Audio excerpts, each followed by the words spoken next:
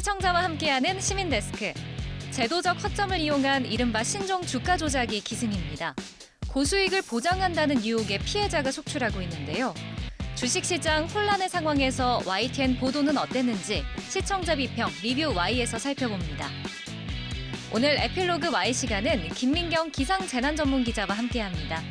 전문 기자만의 풍부한 지식과 경험으로 이상기후 문제를 쉽게 풀어줬는데요. 잠시 후에 만나보시죠.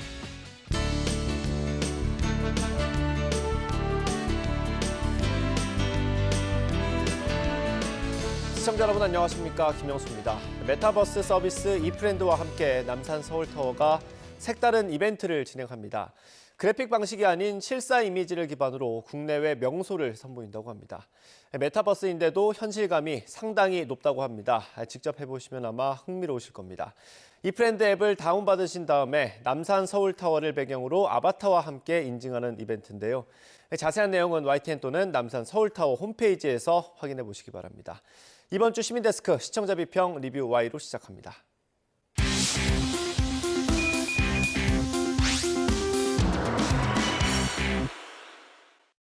세 분 어서 오십시오. 안녕하십니까.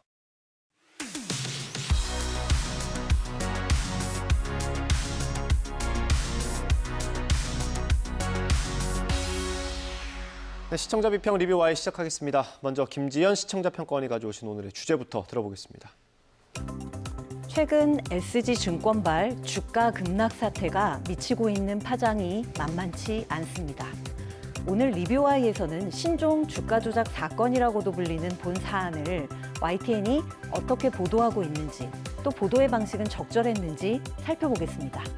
아울러 큰 틀에서는 언론이 본 사안과 같이 전문적인 경제 보도를 어떻게 다루어야 할지 그 방향성에 대해서도 함께 짚어보고자 합니다. 지난주에 전세 사기 보도를 짚어봤고요. 오늘은 주가 조작 관련 보도를 보겠습니다. 이게 굉장히 어려운 주제라서 저희도 전하는데 좀 힘들었는데 어땠습니까, 보도들? 네, 그 외국계 증권사죠. 소시에테 제네랄에서 주가 폭락 사태가 일어났습니다. 먼저 이번 사태가 얼마나 심각한 사태인지 짚어볼 필요가 있습니다. 이 삼천리, 또 대성홀딩스, 다우데이터 등 총 8개 종목이 지난달 24일부터 이 외국계 증권사인 SG증권을 통해서 집중적으로 매물이 쏟아졌습니다. 연일 하한가를 기록했는데요.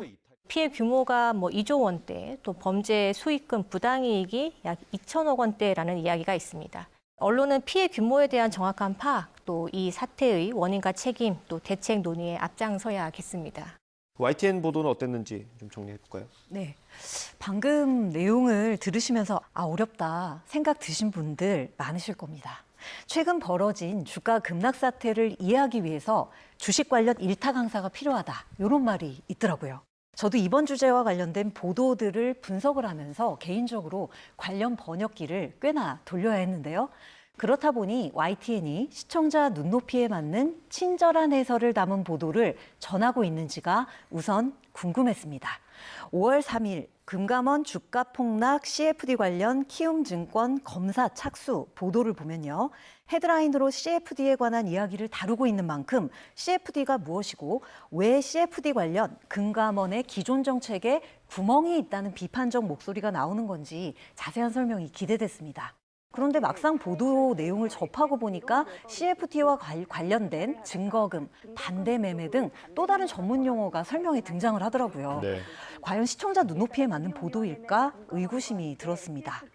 물론 해당 보도는 금감원을 취재한 기자와의 전화 연결 이게 형식이기 때문에 아무래도 세부적인 내용들을 조목조목 짚어가며 전달하는 것에는 어려움이 있지 않았을까 생각은 들었습니다. 예, 매번 지적받는 부분인 것 같습니다. 설명이 좀 필요하겠죠. 아무래도 앵커들이 많이 알려주면 좋을 것 같습니다. 어떻습니까? 네, 이번 사태의 배경에 CFD, 이른바 차익결제 거래가 자주 언급되는데요. 4일 보도였습니다. 그 무더기 급락 부른 CFD, 뭐가 문제길래. 이 보도를 보면은요, 주식에서 어떤 상품 거래인지 이해를 할 수 있었는데요. 결론적으로 먼저 이야기를 해보면 주식이 없어도 사고 팔 수 있는 거래 형태입니다. 외국계 증권사와 협업하는 거라는 거죠. 특히 40%의 증거금만 있으면 2.5배까지 투자를 할 수 있으니까 이 투자 위험이 상당한 방식이라고 합니다. 그래서 투자 위험 감수 능력이 있는 전문 투자자에게만 거래가 허용된다고 하는데요. 다만 이 보도 역시도 CFD에 대한 설명이 파생상품, 레버리지, 증거금 등 또 다른 전문 용어로 구성이 되어 있거든요. 그래서 아무래도 시청자가 이것을 이해하기에 녹록지 않아 보였습니다. 시청자가 이해할 수 있게 이를테면 좀 적절한 비유를 섞어주던가 아니면 구체적인 예시를 들어가며 쉬운 용어로 풀어서 설명했더라면 어땠을까 하는 아쉬움이 들었습니다. 네, 저도 이 사태를 보도하면서 검색을 많이 했던 기억이 있습니다. 근데 이게 시청자 여러분들이 검색하려고 뉴스 보는 건 아니지 않습니까? 어떻게 좀 보완해야겠습니까? 이게 사실 주식 투자를 하시는 분들도 이번에 나온 용어를 몰랐을 경우가 있을 것 같아요. 왜냐하면 이게 이번 사건이 좀 여유가 있는 자산가들이 관련된 사건이지 않습니까? 그래서 더 그랬을 것 같다는 생각이 드는데요. 뭐 방법이 없죠. 사실 어려운 개념이 나와도 핵심 개념은 꼭 설명을 언론이 해줘야 된다고 생각하고요. 뭐 전문가의 도움을 받거나 보통은 그림으로 잘 풀어서 설명하는 방법도 있는데 또 하나 더 권장하고 또 우리가 해야 될 것은 반복적으로 해야 된다 이런 생각을 갖고 있습니다. 보통 기자들은 한 번 설명하면 됐다 이렇게 생각하는데 그럴 필요 없이 좀 더 자주 쉽게 설명하는 노력을 하는 게 좋을 것 같고요. 이건 금융사기입니다. 금융사기는 거의 뭐 복잡한 과정을 거쳐서 일반 선의의 투자자들에게 피해를 주는 일이거든요. 그러니까 그 일은 결국은 남의 돈을 빼앗아가는 행위랑 비슷하기 때문에 이것이 금융범죄라는 것, 이것을 분명히 더 얘기하고 짚고 넘어가는 것이 저는 중요하다고 생각합니다. 예. 네. 뭐 기사 쓰는 거 배울 때는 짧게 쓰라고 배우는데 설명을 더 많이 해야 되니까 좀 적정선을 찾는 건 필요할 것 같고요. 주가 조작 사태가 아직도 진행 중입니다. 의혹 보도가 있었고 논란이 많이 됐고 그다음에 지금 이제 수사 단계로 넘어갔는데 어땠습니까? 지금 상태 어떻습니까? 네, 저 이어진 보도를 하나 소개를 하자면요. 5월 3일 보도죠. 무더기 하한가 사태 피해자들 소송 나선 배경은 보도는요. 이번 SG증권발 사태에서 피해를 봤다고 주장하는 투자자들의 소송 대리를 맡고 있는 변호사와의 전화대담을 전했습니다. 본 보도는 이번 사태의 배경을 두고 모두가 내탁 공방을 벌이고 있습니다. 라는 앵커의 오프닝 멘트가 있었는데요. 저는 이 부분이 특히 적절했다고 생각합니다. 사실 본 사안과 관련된 보도들을 보면 상당 부분 이 사안과 관련된 직접 당사자들이든지 아니면 당사자들의 입장을 일정 부분 대변할 수밖에 없는 변호인의 인터뷰 내용이 적지가 않거든요. 이게 필요한 내용이긴 하지만 이렇게 일방의 이야기만 들어서는 내용의 진위를 가리기 어려운 가운데 자칫하면 이게 시청자들에게 언론이 일방의 입장을 대변하는 듯한 인상을 전달할 수가 있거든요. 위 오프닝 멘트는 이런 오해를 불식시키기 위한 객관적 장치로 보였습니다. 이어진 앵커의 질문들도 본 사안을 시청자들이 최대한 객관적인 시각에서 판단할 수 있도록 질문들이 굉장히 짜임새 있게 저는 구성되었던 것 같은데요. 일방의 입장을 그대로 전달하는 것이 아니라 이에 합리적으로 반문하고 따져 묻는 질문들이라는 점에서 균형감 있는 인터뷰 보도란 생각이 들었습니다. 네, 이번 사태의 피해 규모가 어느 정도인지 궁금할 수밖에 없는데 해당 대담은 그 사태의 시급성이나 또 중요성을 파악하는 데 필요한 정보를 제공하는 데에도 역할을 했다고 봅니다. 이 변호사의 대답 중에 그 투자자들이 이게 사실상 불법이라거나 또 통정 매매처럼 시세 조정으로 인한 시세 차익을 노린 수법이라는 점을 전혀 몰랐다라고 말하는 부분이 있었습니다. 그런데 이런 발언은 이 피해자 변호사의 변호 논리를 내세우는 것으로 들리기도 했습니다. 앞으로 이 사건에 대한 다면적인 보도가 필요하겠구나라는 생각이 들게 해준 좀 대담이었다고 생각합니다. 예. 앞으로 이제 처벌을 어떻게 받을지 이 부분도 되게 관심인데 이 관련된 보도도 있었을까요? 네. 5월 4일 보도를 예로 들면요. 과거에도 이와 유사한 사례가 있었다는 점을 짚어보고 있고요. 그렇다면 과거 사례와 유사점, 또 차이점은 무엇인지, 또 신종 주가 조작이 이루어졌다면 그것이 어떻게 가능했던 건지 예상 시나리오를 전문가가 구체적으로 전하고 있습니다. 가해자 없는 주가 폭락 사태 진짜 배우는 이라는 보도인데요. 금융당국이 이 보도에서 이를 조기에 포착하기 어려운 구조가 있다라고 이야기를 하고 있는데요. 그래서 이 구조적인 한계를 지적하고 제도적 개선점에 대해서도 아주 구체적으로 조언들을 아끼지 않고 있거든요. 그래서 이런 점이 굉장히 좋은 대담의 사례라고 할 수 있겠습니다. 5월 6일 대담의 경우에도 좋은 사례인데요. 유아인 지인 4명 입건, 주가 조작 사태 일파만파 대담에서는 앞에서 유아인 씨의 마약 투약 혐의 내용을 다루고요. 뒤에 이어서 주가 조작 사태를 둘러싼 요모조모를 다루었는데요. 특히 급락 사태의 중요 원인 중 하나인 CFD 제도의 허점과 부작용에 대해서 진단하고 이를 보완하기 위한 구체적인 대안, 예를 들면은 CFD 차액 결제 거래의 명의를 투명하게 한다든지 CFD를 통한 비투 한도를 지금보다 낮게 규제한다든지 등의 구체적 대안들을 전문가의 입을 빌어 제시하고 있는 점이 단연 돋보였습니다. 네, 그 승승장구하던 8개 종목을 보고 있다가 이 투자를 결심한 개미 투자자들도 있었겠죠. 투자를 댄 일반 투자자들이 있고 또 고수익을 미끼로 투자를 모은 중간책이 있었고요. 또 마지막에 이 폭락 직전에 탈출한 큰손들도 있었다고 하죠. 그 10일 라더견 일당 이단 체포, 정계, 법조, 연예, 언론계, 또 인사 역할은 이 보도를 보면은요, 검찰이 피의자들을 이제 소환 조사를 하게 되는데 그런 자체를 좀 건너뛰고 이 체포 영장을 법원에서 발부받은 만큼 이 혐의가 무겁다라고 보고 있다고 보도를 했습니다. 피해자라기보다는 시세 조종 가담자로 봐야 하는 것 아니냐 하는 의혹이 있다는 것이었는데요.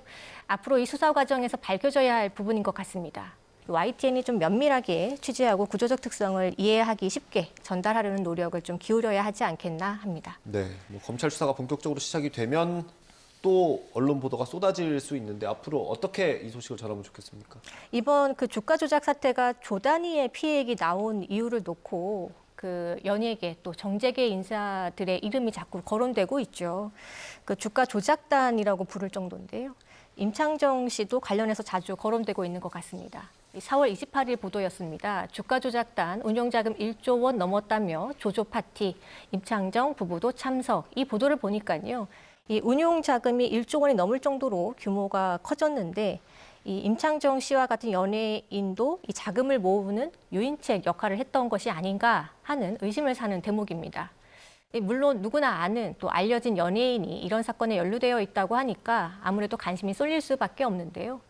문제는 운용자금이 조 단위까지 갈 수 있다는 데에는 더 본질적으로 또 큰 손 그 회장님들이 관여됐기 때문이 아닌가 싶은 것이죠. 예, 뭐 근데 임창정 씨 관련 기사는 최근까지도 나왔거든요. 이런 걸 좀 조심해야 된다 이런 취지실까요? 네, 맞습니다. 이 사건의 핵심이라고 할 수 있는 피해 규모나 이 원인에 대한 조명은 좀 상대적으로 축소될 위험이 있다라는 거죠. 그렇지 않다면 사태에 대한 잘못된 인식을 심어줄 우려도 있습니다. 예를 들면 그 임창정도 피해자 주장에 도둑질 실패하면 범죄 아닌가라는 보도가 있었는데요. 여기서 이제 김광석 교수가 그 도둑질을 한다는 것은 그 집에 들어가서 100만 원을 그 훔쳐와야 되는 건데 훔치지 못했다고 해서 도둑질이 실패했다고 해서 이게 범죄가 아니라고 할 수 있느냐 뭐 이제 이렇게 혹은 뭐 피해자라고 주장하는 근거가 이익을 보지 않았다고 해서 범죄가 없다고 하는 그러한 주장인 것이 좀 한계가 있는 것은 아닌가라는 지적을 했습니다. 지금 연예계 또 의사, 중소기업 대표까지 1,500명 정도가 투자한 것으로 전해지는데요. 돈을 지급한 투자자들이 모두 조작단은 아니겠죠.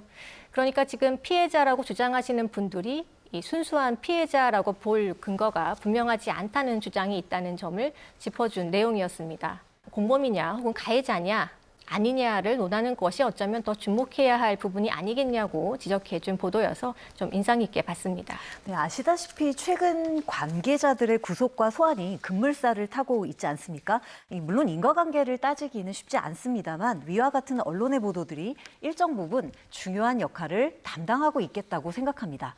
다만 본 사안에서 누가 무슨 말을 했는가보다 더 중요한 것이 그 말의 신빙성과 진위 여부가 아니겠습니까? 즉 과연 누가 소위 작전 세력이라고 하는 가해자고 또 누가 단순 투자자라 불리는 피해자인지 가려내기 위해 보도의 심층성이 여느 때보다 더욱 절실히 요구되고 있는 상황입니다. 네, 뭐 관계자들의 말만 따라갈 게 아니라 조금 더 다방면으로 취재를 해야 된다라는 말씀이신 것 같고요. 또 어떤 부분 주의하면 되겠습니까? 네, 저도 보면서 이 국내법에서는 이 주가 조작에 대한 형량이 그리 높지 않다고 합니다. 그러니까 무겁지 않다고 하거든요. 이 YTN에서는 좀 해외 사례와 비교할 때 이와 같은 사건에서 이 범죄 사건으로, 범죄 집단으로 판결이 날 경우에 혹은 판결이 난 경우를 소개해 줄 필요가 있다고 생각을 했습니다. 이 함께 국내법 적용이 가진 한계가 무엇인가를 비교해서 보여줄 필요가 있어 보였습니다. 비슷하게 최근에 일어난 신종 사기 사례들이 그 전문가들이 설계하는 좀 새로운 수법이라고 알려지는 경우가 많은데요. 이번 사건처럼 어떻게 이런 투자 사기가 가능했는가를 보여주고 설명하는 것은 이러한 수법에 또 다른 피해자가 생기지 않게 하기 위함이라는 점에 무게를 두어야겠습니다. 주가 폭락 사태 재발 방지 또 사전 공시 도입 속도라는 보도에서는요. SG증권발 주가 폭락 사태가 반복되지 않도록 이 내부자 거래는 사전에 공시하고 또 불공정 거래에 대한 과징금은 최대 2배로 올린다는 내용을 보도했습니다. 네, 이거 뭐 금융당국이 발표했던 방안이었던 것 같습니다. 네, 맞습니다. 그 자본주의 질서 원칙을 흔들 수도 있는 이 신종 투자 사기 범죄에 대해서 이 YTN은 좀 책임 공방을 중개하는 데 그치지 말고 이 국회의 입법 개정이 이루어지는지 또 그와 함께 주가 폭락 사태의 진상이 밝혀지는 과정을 상세하게 보도해 나가야겠습니다. 네, 평가님 의견 들어보겠습니다. 네, 저는 이번 사안을 접하면서 정치 보도의 중립성만큼 경제 보도의 중립성에 대한 언론사들의 좀 더 거시적인 고민이 필요하지 않나 생각을 해봤는데요. 경제 보도의 중립성이라니 좀 의아하실 수도 있겠습니다. 그런데 정치 보도를 할 때 왜 이쪽과 저쪽에서 요모조모 살펴보면서 보도가 객관적인지 혹시 의도치 않은 편향은 없었는지 언론사들이 혹독한 자기 검열을 하잖아요. 근데 경제 보도 역시 사안을 다룰 때 특정한 방향으로 틀짓기가 이루어지는 건 아닌지 언론들이 엄격한 자기 검열을 해주셨으면 합니다.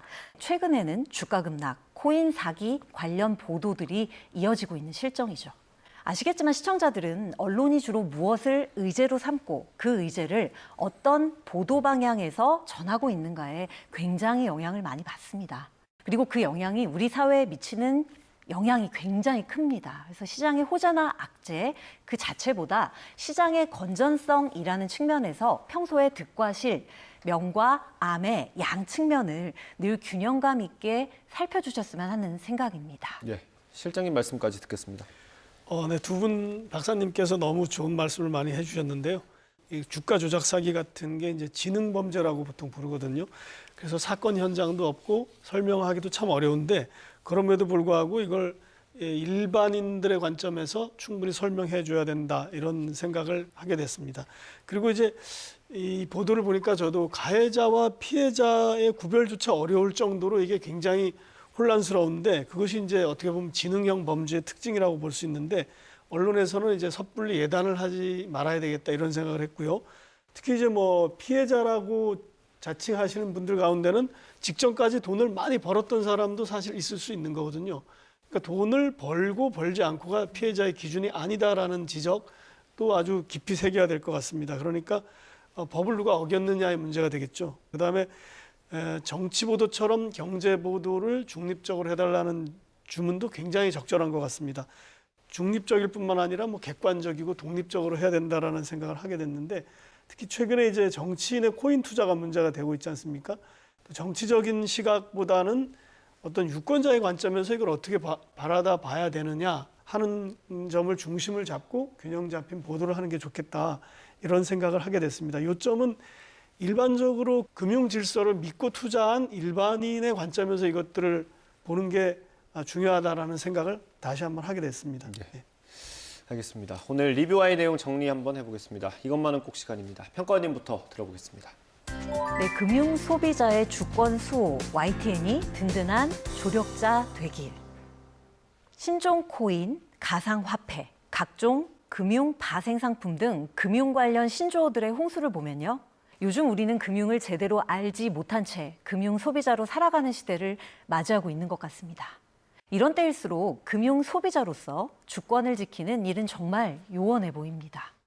YTN과 같은 언론이 금융 주체로서의 시청자 권리를 보호하기 위해 든든한 조력자가 되어주시기를 당부드립니다. 네, 다음 박사님 들어보겠습니다. 네, 금융당국의 감시 실패 또 늑장 대응 구조적 한계 따져야. 금융당국의 감시 실패와 또 늑장 대응, 기관 사이의 공조 부족 등이 이번 주가 조작 사건이 터진 구조적 한계라는 지적이 있습니다. 이번 사태에 대한 진상을 밝혀내는 과정에서 이 정재계 인사들의 관여가 상당했다는 정황도 나옵니다. 자칫 책임론 공방에 제도를 개선할 기회를 놓쳐서는 안 됩니다. 앞으로 이어지는 YTN 보도를 통해 이 불공정 거래 사건이 재발하지 않도록 원인에 대한 구조적 분석과 대안에 대한 실질적 논의를 촉발해야 하겠습니다. 네, 오늘 리뷰와의 순서 여기서 마치도록 하겠습니다. 세 분 오늘 말씀 잘 들었습니다. 감사합니다.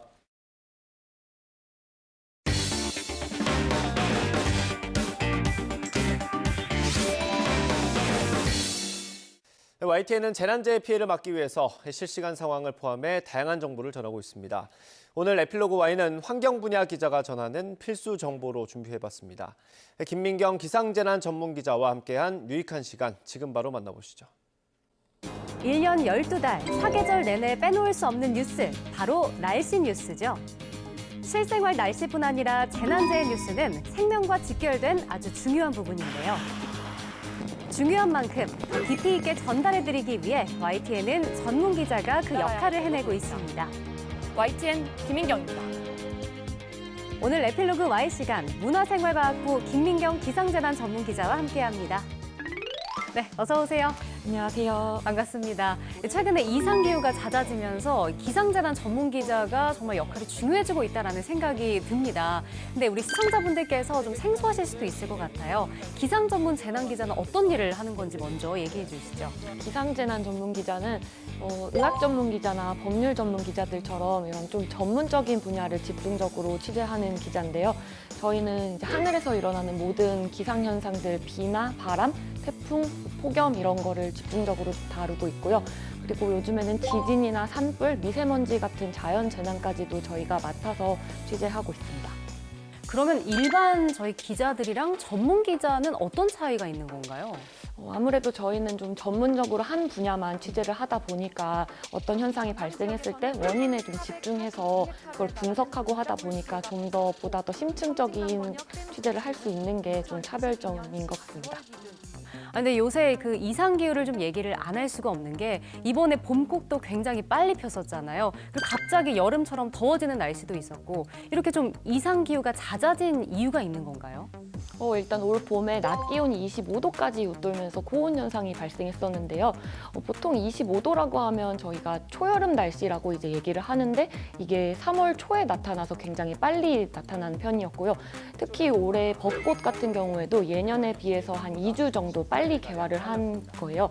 가장 큰 이유는 아무래도 기후변화로 인한 온난화 때문인데 이제 기온이 계속 올라가고 변동성이 계속 커지면서 실제로 올 봄 말고도 이전 겨울에서도 하루에 기온이 20도 차이까지 나면서 롤러코스터 마냥 변동성이 너무 큰 상황이었고요. 그래서 해마다 기록을 계속 경신하고 있는 상황입니다. 그럼 앞으로는 꽃을 좀 빨리 볼 수밖에 없겠네요. 그럴 것 같아요. 네, 그 이맘때쯤이면 또 하나 큰 문제가 있잖아요. 바로 황사와 미세먼지, 이것도 굉장히 심각한데 올해는 어떤 편인 건가요? 사실 올해가 예년보다 되게 좀 심각한 편이에요. 우리나라에 영향을 미치는 황사는 그 중국과 몽골 사이에 있는 내몽골 고원과 그리고 고비 사막이라는 곳에서 발원을 하는데 이 지역의 그 기온이 기후변화로 인해서 지금 기온이 많이 올라 있는 상태고요. 그러다 보니까 땅이 건조해져서 더 바람이 잘 일으키고 먼지가 상공으로 잘 올라갈 수 있는 조건이 만들어져서 지금 이렇게 되고 있는데요. 특히 올해 좀 심각했었던 거는 저기압이 상승 기류라는 걸 통해서 바닥에 있는 먼지를 상공으로 끌어올리는데 네. 그 지역에 저기압이 자주 위치해 있었고요. 여기에 바람까지 북서풍이 자주 불면서 그 지역에 있는 모래먼지를 우리나라로 이제 끌어오게 됐었던 겁니다. 요즘에 사실 봄, 가을이 많이 짧아지고 이렇게 계절적인 특성이 많이 경계선이 없어지고 있는 추세잖아요. 그래도 특징은 있을 텐데 다가오는 계절에 좀 주목하고 있는 이슈가 있다면요? 아무래도 가장 주목하고 있는 건 이제 다가올 집중호우와 태풍이 가장 그런 것 같은데 집중호우 같은 경우에는 작년에 서울에서 시간당 150mm의 비가 내려가지고 강남역 침수되고 서울 곳곳 침수되고 그랬는데요. 그리고 지역에서도 부여에서도 새벽 시간에 이제 시간당 100mm가 넘는 비가 내려서 피해를 좀 많이 본 적이 있었어요. 근데 보통 우리가 시간당 30mm가 내리면 집중호우라고 하고 50mm가 내리면 차량 와이퍼 가장 센 단계를 하는 그런 정도의 수준인데 지금 최근에는 시간당 100mm 넘게 내리는 게 좀 빈번하게 발생하고 있어서 그 부분이 좀 가장 주시하고 있고요.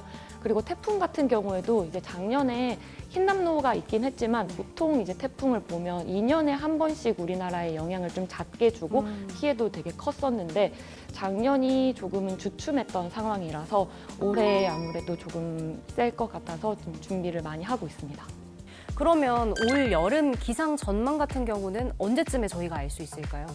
보통 이제 기상청에서 5월 말 정도에 여름 기상 전망이 나오는데 보통 이제 여름 기상 전망 같은 경우에는 장마 기간이랑 겹쳐 있다 보니까 이게 미리 얘기를 해도 장마는 워낙 변동성이 커서 잘 안 맞는 경우도 있고 이래서 시시각각 계속 확인을 해야 합니다. 그런 것들은 이제 정보를 저희가 계속 시시각각 확인을 해야 될 것 같습니다. 자, 앞서 말씀드렸다시피 최근에 이제 이상 기후도 많아지고 날씨가 급변하면서 기상재난 전문 기자의 역할이 중요해지고 있는데 김 기자가 생각했을 때 기상재난 전문 기자가 꼭 필요한 이유는 뭘까요? 아무래도 요즘 기후변화로 인해서 기상현상들이 없었던 것들도 새로 생기고 이전에 없었던 게 계속 이제 발생하고 있는 상황이라서 요즘 이제 기후 위기 시대라고도 불리는데요. 우리나라가 전국적으로 기상 관측을 시작한 게 1973년부터인데 지금 해마다 기록을 계속 경신을 하고 있어요. 그래서 아무래도 기상을 전공한 전문적인 사람들이 이 현상이 왜 일어났는지 원인에 집중하고 지금 어떤 상황인지 전망 그리고 앞으로 어떻게 발생할 건지 이런 전망을 좀 분석하는 게 좀 필요해졌다고 생각합니다. 근데 이제 문제는 사실 기상, 날씨나 이제 재난재해라는 게 저희가 예측을 할 수 없는 부분인 거잖아요. 이렇게 하실 때 힘든 점도 많으실 것 같은데요. 예전에는 날씨가 계절마다 좀 패턴이 있어서 반복되는 패턴이었다면 요즘은 그 패턴이 많이 깨져서 이제 언제 어떤 게 나타날지 모르는 상황이에요. 그래서 보통 이제 5분 대기조라고 얘기를 많이 하는데 얼마 전에도 일요일에 하루에 34건이 산불이 난 적이 있어서 이제 밖에 있다가 전화를 받고 출근을 한 적이 있었는데요. 아무래도 재난 상황이 항상 급박하다 보니까 시청자들에게 빠르게 정보를 전달해야 된다는 그런 사명감도 있고 제가 기상 전문 기자를 꿈꾼 지가 대학교 1학년 때부터 꿈꿨었는데 10년 만에 이제 기자의 길을 걷게 된 거라서 하고 싶은 일을 하고 있다 보니까 야근을 하던가 주말 근무를 하던가 해도 그냥 하루하루 힘차게 하고 있습니다. 기상재난 전문 기자가 왜 되고 싶으셨어요? 어렸을 때는 하늘이 좋고 구름이 좋아서 이제 그런 걸 보고 예보를 해서 맞춘다는 그런 재미가 있어서 그랬는데 나중에는 이런 현상들을 제가 분석해서 사람들에게 알리는 게 좀 좋았어서 이렇게 하고 싶었었습니다. 네. 그러니까 어쨌든 꿈을 이루셨잖아요. 이렇게 전문 기자라는 타이틀을 좀 갖게 됐는데 그만큼 또 무게감도 있을 것 같거든요. 개인적으로 좀 나은 보도를 하기 위해서 노력하고 있는 점도 있을까요? 아무래도 재난을 좀 다루다 보니까 기상재난 전문 기자한테 제일 필요한 건 좀 예민한 감수성이라고 생각하거든요. 이게 기상 정보만 단순히 전달하는 것보다는 이게 피해가 예상되는 지역에 어딘지 그리고 어떻게 대비를 해야 되는지에 좀 초점을 맞춰서 좀 지방이나 이런 피해가 예상되는 지역의 사람들의 목소리에 귀 기울여야 한다고 생각하는데요. 예를 들어서 비가 많이 안 와서 가뭄을 취재하는 경우에 보통 사람들은 이제 비가 많이 안 와서 좋다, 비가 많이 안 오구나 이렇게만 생각하는데 네. 이게 이제 누군가에게는 생업의 문제일 수 있다라고 좀 집중을 해서 작물 피해라든지 아니면은 댐 방류량이 적어서 생기는 녹조로 인해 어획량이나 이런 가장 피해를 받는 게 누군지에 좀 집중을 해서 하는 게 좀 중요하다고 생각합니다.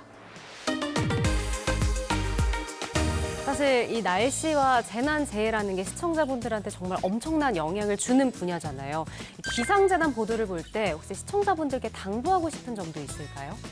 아무래도 태풍이나 집중호우 같은 경우에는 지역적으로 편차가 좀 심한 편이에요. 어떤 지역은 비가 계속 폭우로 내리고 있는데 어떤 지역은 좀 쨍쨍하다든지 그리고 계속 비가 오더라도 국지적으로 소강 상태에 드는 경우들이 있는데 제일 안타까운 건 이제 농촌에 계시는 어르신분들이 비가 오다가 잠깐 그치니까 이제 물꼬를 틀은다던가 시설물 관리를 하면서 이제 참변을 당하시는 게 매년 이제 몇 분씩 계시거든요. 네. 그런 걸 보면 1년 내내 이제 힘들게 일궈온 농산물들이 이제 피해를 입는 거 너무 마음이 안타깝고 이해하지만 그 어떤 것보다 중요한 건 사람 목숨이기 때문에 지자체의 도움을 받거나 아니면은 모든 상황이 좀 해결이 됐을 때 그때 이제 좀 했으면 좋겠다는 그런 게 있습니다.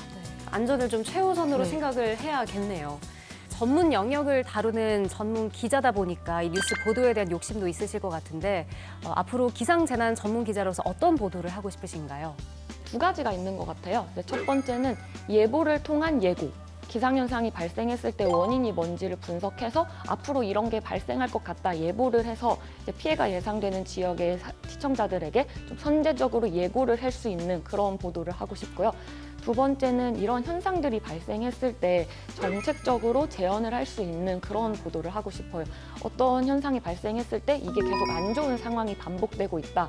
이러면 대비책을 마련해야 된다든지 대책을 마련해야 한다는 이런 목소리를 높일 수 있는 그런 보도를 하고 싶습니다.